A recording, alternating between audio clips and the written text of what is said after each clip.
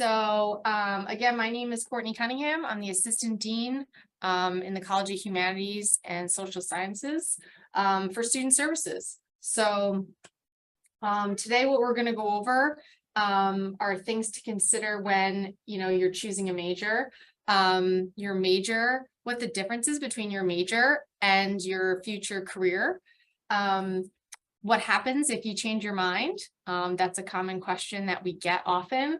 And then I'll open it up at the end for you to ask me any questions that you have. So here are the top 7 things that, in my opinion, you should consider when you're choosing a major. So the first one being, what are you interested in and what are you passionate about? And we're going to go through all of these 7 things in a little more detailed as we go on. But considering that, so you should always be picking a major based on your interests and your passion, not necessarily what maybe your friends or your family is interested in, but you also have to be interested in it too. Your family and friends can also be interested in it, but it's your major. So it needs to be something that you are passionate about. Your skills, what are you good at? If you're really a great writer and math isn't your strong point, maybe we're leaning towards a major that has more writing versus something that has a ton of math. Now, that's not to say that you can't do something that has some math in it, of course, but you probably want to pick something that, lends itself to your skills. Your values and priorities, what matters to you? And when I meet with students, I often hear them say, I want to help people, as an example, or I want to make a great living. And where do those things fall on your list? And that can all go into things to consider. Your environment. Do you want to work on a big team? Do you want to work alone? Do you want to have your own business? Do you want to be able to work remotely? All of those things you should consider, because, for example, if you want to be a teacher, you probably can't have one remote day a week, or you can't work completely remotely. And maybe that's important to you, maybe it's not, but just, again, something to consider. Do your research and understand all of your options. So a lot of times schools have majors that a lot of students, coming up from K to 12 don't even know about or haven't heard about. I know that is the case for a lot of our students, and was the case for me when I was, starting to look at colleges a while ago. So I think that's something that is important, to see all of your options, and looking at schools, consider reading all of the majors. And for those that you're not familiar about, ask questions about them and learn, what that curriculum is.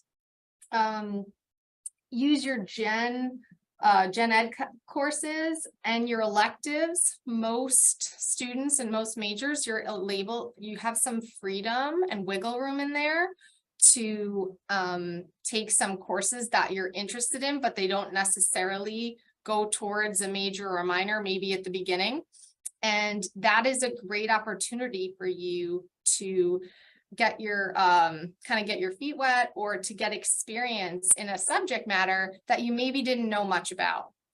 So for example, I had a student as a freshman, and they took a sociology class. They didn't know what sociology was.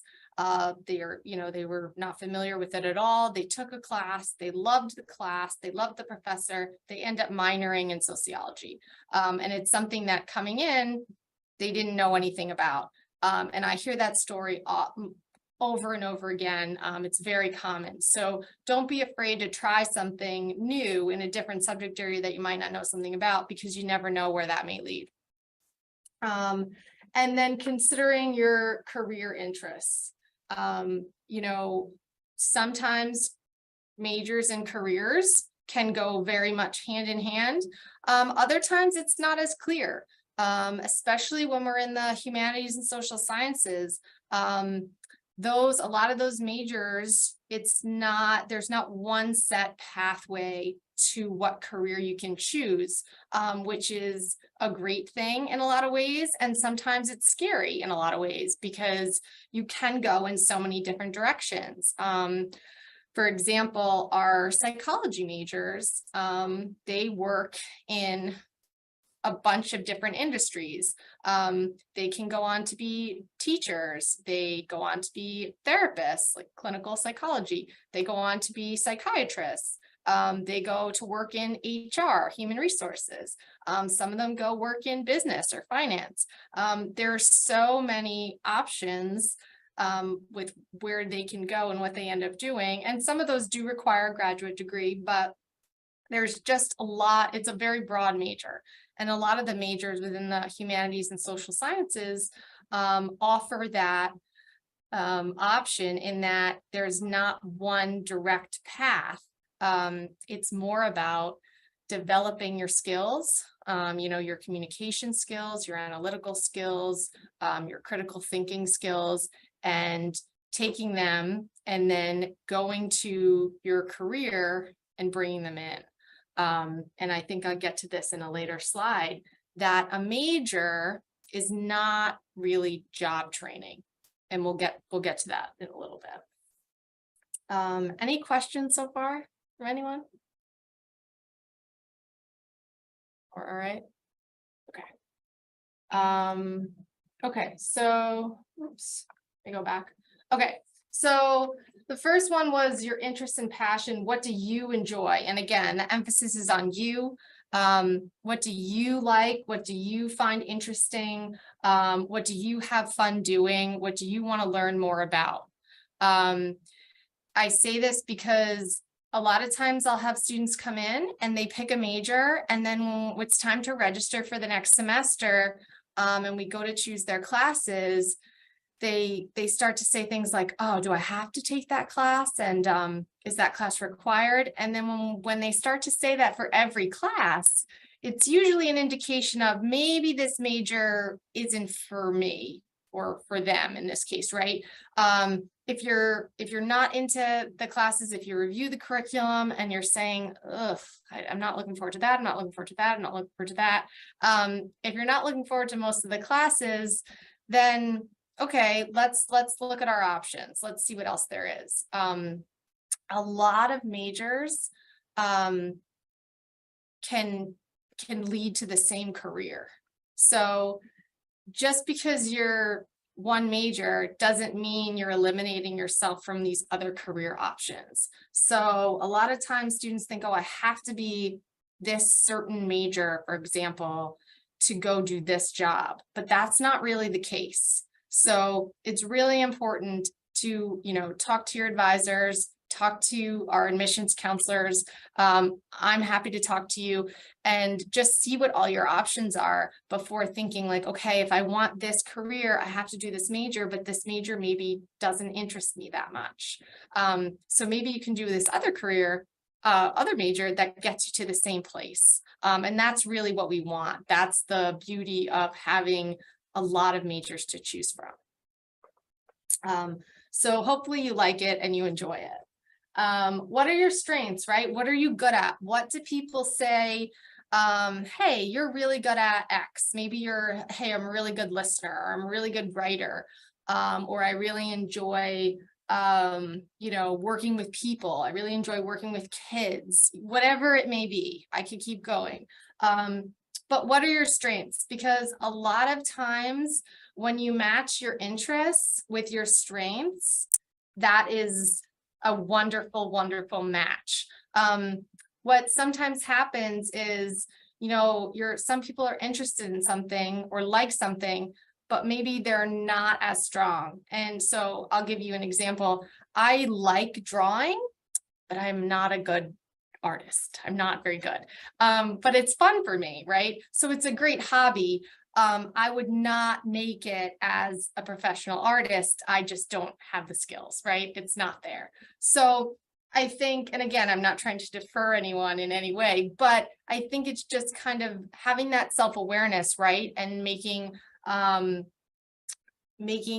use of what you like and also have some skill in. You don't have to be the best. You don't have to be absolutely proficient and amazing and excellent, but some natural skills in that area is so helpful.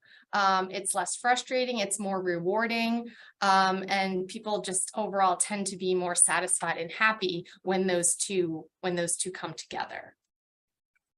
What do you value? So what's important to you? And there's no right or wrong answer here either. For some people, it's more important that they, have a certain lifestyle and make a certain amount of money. For other people, they care much more about what they do day to day, and money isn't as much of a factor. I'm sure it still is a factor, but maybe it's second or third on the list. Do you want to help people, or not that you don't want to help people, but is that at the forefront of what you want to do? Or do you want work that interests you and the people part isn't as valuable? So, or not as valuable, as important maybe, or as much of a priority. So again, no right or wrong answers there. Everyone is different, and it's all about understanding what is best for you and what you prefer. So that's something where you can kind of make a list and say, okay, and start thinking throughout your college career. Maybe once you've picked a major, you're starting to say, okay, what is more important to me here? What do I really want? What am I looking for here? And I think that understanding really helps narrow down some options for students. Your environment, right? Do you want to work on a team? Do you want to work alone? Do you want to be on your feet all day? Are you okay with sitting at a desk? I hear that a lot. I hear students say, I don't know if I could sit at a desk all day. And I say, well, you could always get a standing desk or, move around. There's other options. Do you want to be able to work remotely? How important is the commuting factor and where the job could be located? All of that you can start to think about going forward. And then the amount of people do you want to work with? Do you want to work in a group setting? Do you prefer to work alone? For a lot of people, this can be flexible. And in a lot of environments, there's a little bit of everything. I work on a team of people, but, right now I'm giving this webinar alone, right? But there's opportunity for individual work and group work. And I think that's the case in a lot of roles, but not everyone. So also important just to consider. Understanding your options. So here I have a list here of, and again, I'm in the College of Humanities and Social Sciences. So I picked our majors here. So this will take us right to our page that lists all of our majors and our programs that you can major in gender, sexuality, women's studies, language, business and culture, medical humanities, and then in addition to all these majors: anthropology, classics, humanities, English, history, justice studies, linguistics, philosophy, political science, psychology, religion, child advocacy, sociology, Spanish, writing studies, and then we have a few languages that you can also major in. Let me click it.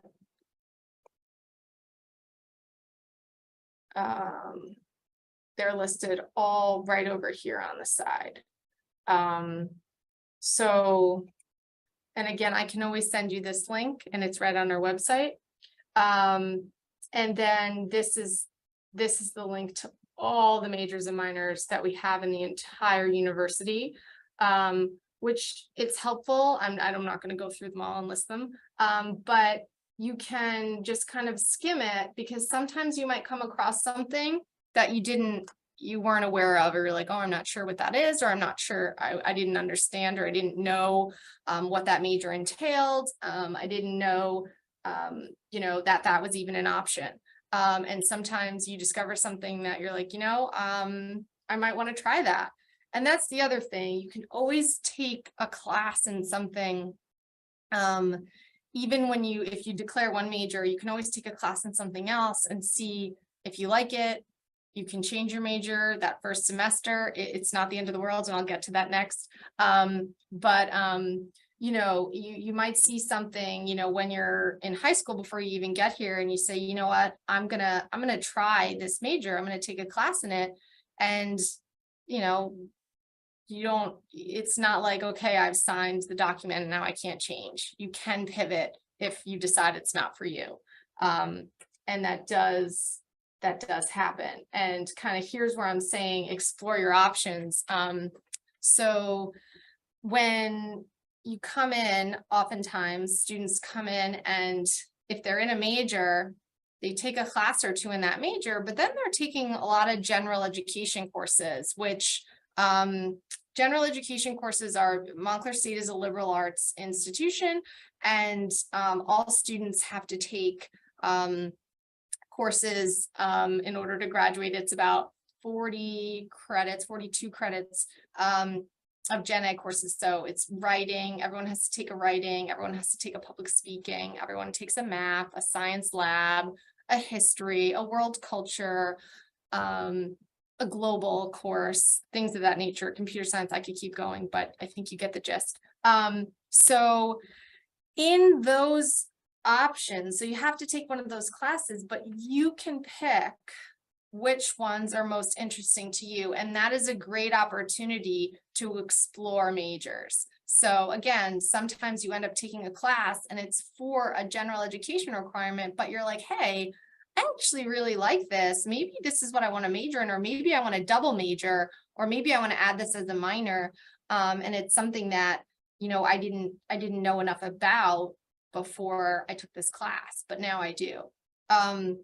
So I always try to encourage students to do that, because that is the beauty of college, is getting to explore and learn about different subjects that you may not have had a lot of exposure to previously.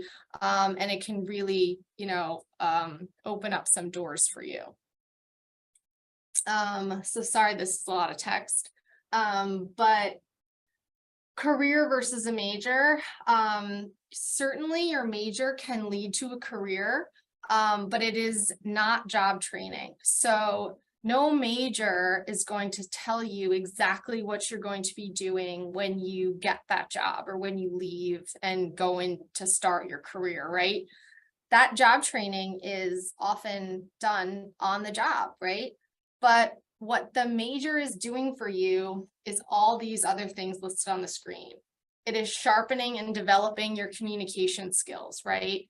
Your listening skills, your negotiating, your public speaking, those analytical skills, right? Your problem solving, your synthesizing, your evaluating, your planning, your leadership abilities, your information management, right? How good are you with analyzing data and using different software systems? Like right now at Montclair, in my role, we use about 10 different systems. When I was an undergrad, half of them didn't exist, right? So you learn that as you go, but those skills from the undergrad major are like, being able to communicate well when you're not sure about something, being able to ask good questions, being able to be a quick learner, being good on a team, working well with others, time management, scheduling, attention to detail,